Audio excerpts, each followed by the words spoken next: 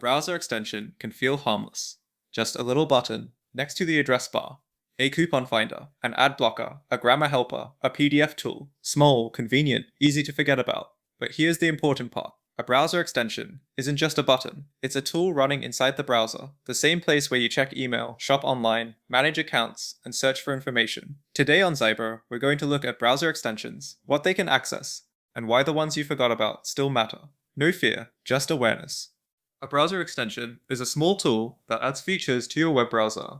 Some block ads, some help with spelling, some find discounts, some save passwords, some change how websites look or work. Many extensions are useful. The issue isn't that extensions exist. The issue is that we often install them quickly and forget they're still there. And over time, those small tools can become part of your everyday browsing without you really noticing. To work properly, extensions often need permission. That's normal. An ad blocker may need to see parts of a web page so it can block ads.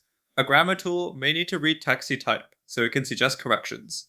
A shopping extension may need to know what product page you're viewing so it can look for discounts. Permissions are not automatically bad, but they should make sense. The question is not, does this extension ask for access? The better question is, does this access match what the extension is supposed to do? Your browser is not just where websites open, it's where a lot of your digital life happens.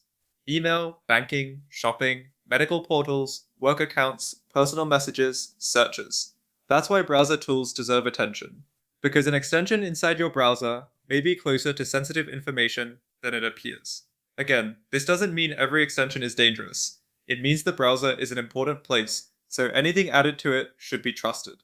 Some permissions are expected, but some should make you pause. For example, a coupon extension asking to read shopping pages may make sense. A grammar extension reading text boxes may make sense. A screenshot tool accessing the page you capture may make sense. But if a simple tool asks for broad access to every website you visit, that's worth slowing down, not panicking, just asking. Why does this need that? That question alone can prevent a lot of unnecessary risk. One of the easiest things to forget is that extensions don't disappear just because you stop using them. Maybe you installed something years ago. Maybe it helped once. Maybe you don't even remember what it does. But it may still be active, and if it still has permission, it may still have access. That's why forgotten extensions matter. Not because they're all harmful, but because unused access is still access. You don't need to become technical. You don't need to inspect everything constantly. Just keep the idea simple. Only keep extensions you actually use. Remove ones you don't recognize. Be careful installing random tools, just because they promise convenience. And when an extension asks for access, ask whether that access makes sense for what it does. If the answer is unclear, pause before installing. Convenience is useful, but access should be earned.